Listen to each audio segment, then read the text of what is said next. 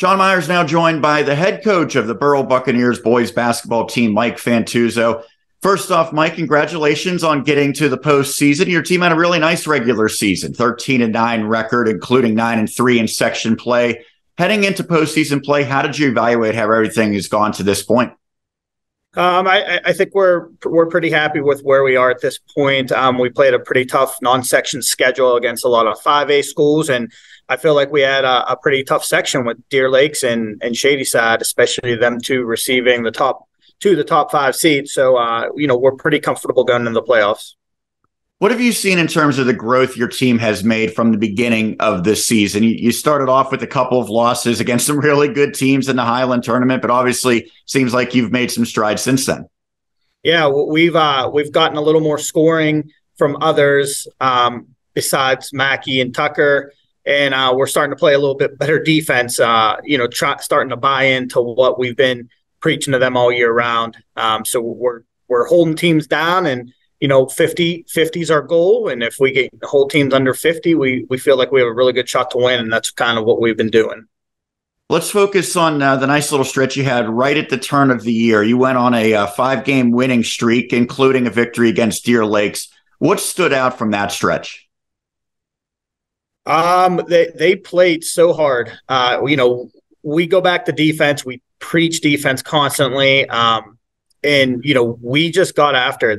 They clicked in, and ever since we beat, I believe, Plum out at North Allegheny, it kind of turned around a little bit for us and gave them some confidence knowing that we can beat some of these bigger schools and teams in our section.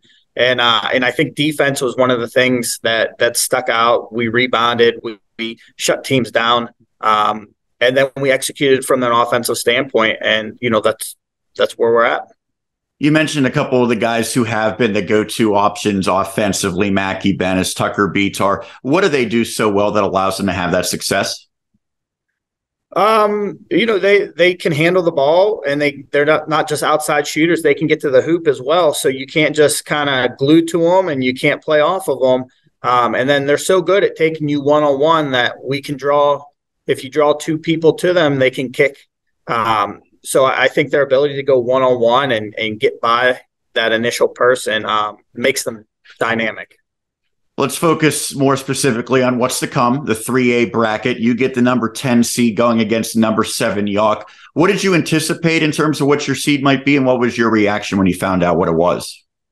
I was looking at anywhere between 9 and 11. Actually, pinpointing 10 is actually what I thought. So we're pretty spot on with where we thought would be at. We're happy with it based on where we fell in the standings. And, I've said it before, I think 3A is really wide open, and I think we're confident going into really any team we play. Your reward is going against the section champion Cougars. They've had a breakout season, and we at the Westmoreland Sports Network, we know we're going to get one of our teams moving on at least for this all Westmoreland matchup. But when you look at them, I know you've played them in recent years. What stands out about York?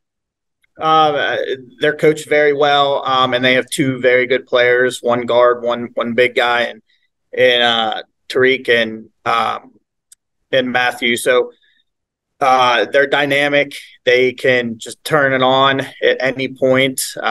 So we know we're in for a fight when we play them for sure. Lastly, I know you had some success during your playing career at Burrell, and the postseason's a little bit different, isn't it? For some of these players who maybe don't know what to expect, how do you get them ready? What message do you have for the players before that matchup? Yeah, well, for one, we want to lean on the couple that did play in the playoffs last year, won a game, went to the state tournament.